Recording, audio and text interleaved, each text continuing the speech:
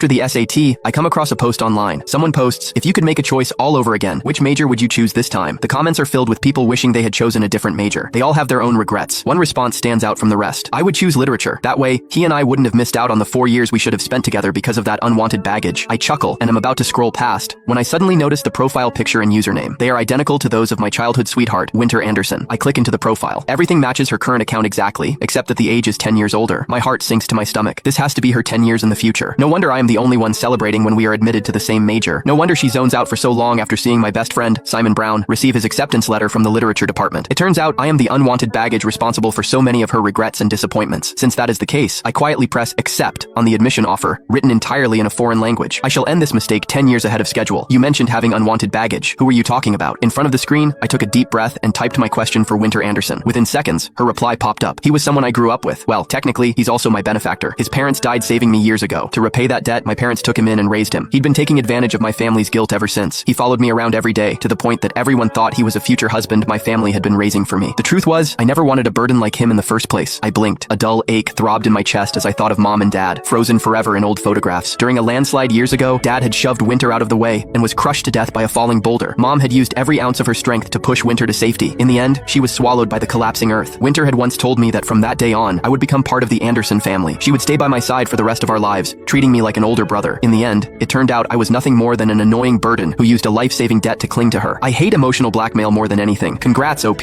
on finally escaping that nightmare. Forget the depressing stuff. We want the juicy romance. Tell us how you and your true love got together. Replies kept pouring in. After a long silence, Winter posted 2 short responses. It was simple. When that man and I were about to get engaged, I came clean. I told him that I'd already slept with the person I truly loved. My fingers began trembling uncontrollably. Wow, that's some main character energy right there. So did the leech just give up? He didn't make a scene or anything? Oh, he did, Winter replied. But it didn't matter. I had leverage over him. The company he worked for belonged to my uncle. His grandma was critically ill and needed one final surgery. She was waiting on the last payment, and I withheld his bonus. In the end, he had no choice but to let me go. Something inside me snapped. Even breathing became difficult. How could this be? How could Winter use the only family I had left against me? Then, how far have you and your current partner gotten? Another asked. Have you both settled down? Within seconds, a photo appeared in the thread. In the photo, 2 hands were clasped together, fingers intertwined. Matching bands gleamed on their ring fingers. My heart sank instantly. The mole on that man's hand was identical to Simon Brown's. That sapphire bracelet on his wrist was the very one I was wearing right now. The Anderson family had given Winter and me that pair years ago. They said it was a family heirloom passed down through generations, something that would keep its wearer safe. We'll each wear one. That way, we'll never be separated for the rest of our lives. That was the promise Winter had made while holding my hand all those years ago. Who would have thought she gave that forever to someone else? I gritted my teeth and buried the dull ache spreading through my chest. Then, I sent the account a private message. Hello, I'm currently going through a similar situation to yours. There's someone standing between the person I love